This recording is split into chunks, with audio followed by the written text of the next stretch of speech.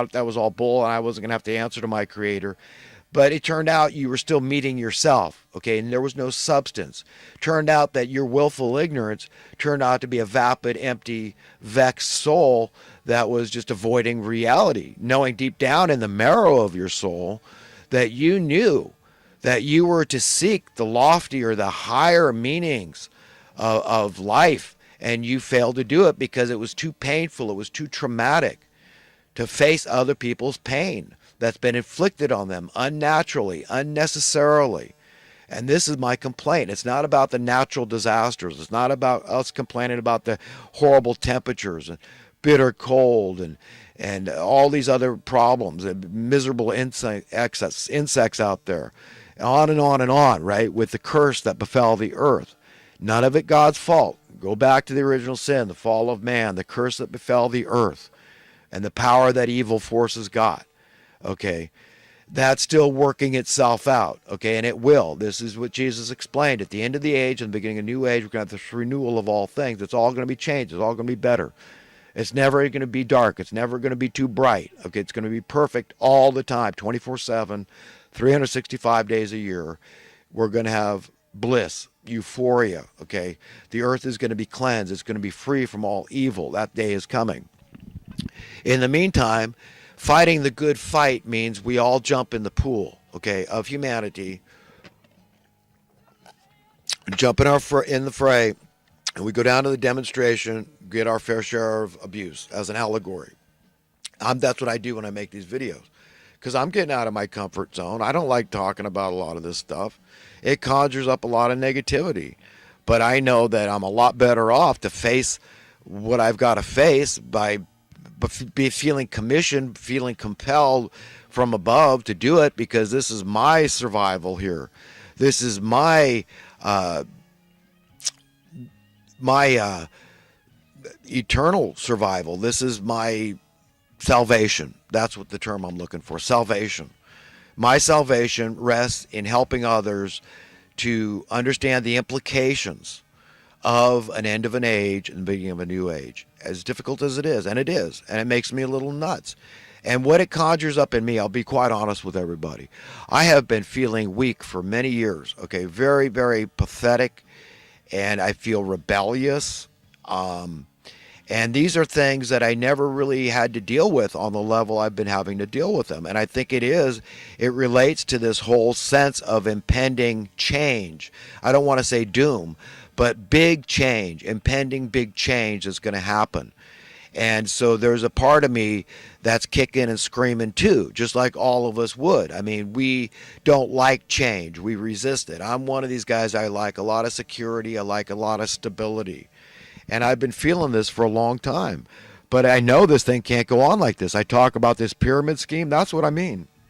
I'm alluding to this whole sense of them pushing the envelope, seeing how much the American people will take. And we're taking a lot. And they're using California as the guinea pig state.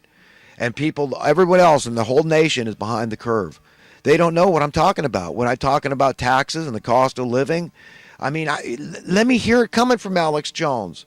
Let me hear it coming from his guests. Come on, give me a break. I've heard people allude to it briefly, momentarily, that the cost of living is a hidden tax. Well, let's expand on that. Qualify that statement. Let's get into it. Let's discuss it. Let's be honest, okay? That's what I'm talking about. Let's name names. Let's be specific. Let's define terms, and let's get on with the show, okay? Don't play stupid. Remember, you're not owned by a stupid God, okay? When you stand before yourself, your own conscience, remember, you're looking at your conscience there in a mirror. You say, did I deny what was at the marrow of my heart, my soul, my spirit, my mind, and my body? Did I? So then what is the penalty for that? Vapidness, emptiness. I mean, where are you going to go? Even if you make it into heaven, you're going to be the lowest there. You need to cultivate reality, okay, in as much as preparing yourself and preparing others, okay, because that's what it's all about. You can't keep it. The way that you gain treasure, like Jesus said, this is what we're talking about, to have that gladness of heart and soul someday, and happiness and all this love and joy and all this. It's not always, look how, nice my teeth look, big, grinning ear to ear and all this. No, it can be very sober and somber, and it's a very down to earth based reality we're talking about here. We're talking about winning friends for God, serious business, and it's by reaching them where they are, okay, taking them, embracing them where their belief systems are. It's very powerful. How we've been trained to believe is very powerful. People have been trained to be a liberal, to trained to believe in the Robin Hood theory, tax the rich, to give to the poor, entitlements, and all this socialism, right? And right, we all get it. That's the answer. And a lot of them believe they are egalitarian. They believe they're the compassionate ones, the good guys. They really believe that. That's the way they've been indoctrinated, trained. You could call it childhood. You could call it from their parents, their teachers, their peers. Whatever happened, that's what they believe. And they will kill and die for it. And conversely, we got the hardcore capitalists, those that profess it. But remember, they're all conflated together with the fascists and the capitalists, the crony capitalists out there. And now you understand what we've got, this chasm, this division, this fissure in America, and this is emblematic, indicative of what's going on worldwide, how we're divided about how to solve our problems. This is satanic. This is what these people have done to it. This is social engineering that Alex Jones is always alluding to. Our culture is being tweaked.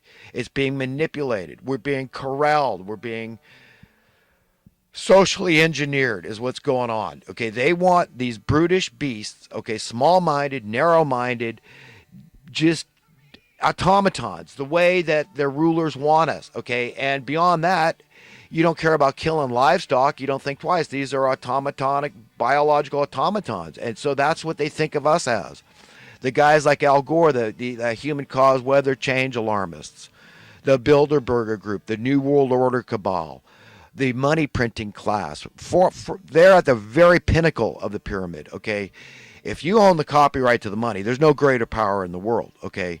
And this is an invention of man. God didn't inflict this money thing on us. This isn't God's fault, okay? He wants us free. And if we're not free from the God of this world, the money god, the satanic spirit thereof, and all the problems that are associated directly with this, then, okay, the whole thing is a charade. Okay, we've got to get that. It's manufactured, it's invented, it's conjured up, this so-called reality. No, we have to turn to God for true reality. Our lives, okay, and our little personal innermost issues of our lives would be so different. I mean, would we be eating comfort food if we were free? Would we be watching porn if we were free? Would we be engaging prostitutes if we were free? Would we be doing this drug or this alcohol? Would we be engaging in this vice, retail therapy, or gambling, or whatever, the multitude of forms of escapism that people get into? No, I strongly contend it's because we live in this manufactured so-called reality, and we're all affected by it. And the things that, everybody's fine. You ran a red light and got away with it. We all know it was safe, but you could have got a ticket if there was a red light camera there. So we're all patting them on the back, broke the law, and you could have got this ticket that could have costed you $300 or something. And that's all okay. But okay, if you have a different thought about, hey, it's okay for, a 50-year-old man to be with a 20-year-old woman, or a 50-year-old woman to be with a 20-year-old man. There's nothing illegal. I mean, you get it, but you'll be met with vastly more consternation. And that's just one example out of a multitude, okay? Because my mind, I feel like I'm just experiencing 1/10 of what I could be. And actually the science behind the brain shows it's something like that. We're all only using about 1%, 10% of our brain. And that's just one example I could think of off the top of my head. Okay, but there is a lot of them out there. We're always self-censoring ourselves because of being afraid to be met with consternation of the world. And how's that going to work? I mean, we got things to work out. I mean, the hardcore capitalist believers out there got a lot of splaining to do about crony capitalism, and fascism, and how bad that taxes are. They got a lot of splaining to do and explain why the taxes are so bad, and to the socialists, okay? And the socialists, you got a lot of explaining to do to the hardcore capitalists, right? You got to set them straight. So I'm taking no side here. I'm just saying you all got a lot of explaining to do. I'm taking God's side here. I'm saying let's just go to the Bible. How would God have it if God was running our economic system? How would it be? Do you think he wouldn't set us all free? And people get so butthurt about this idea of a minimum guaranteed income. Hey, as long as it's not coming out of your pocket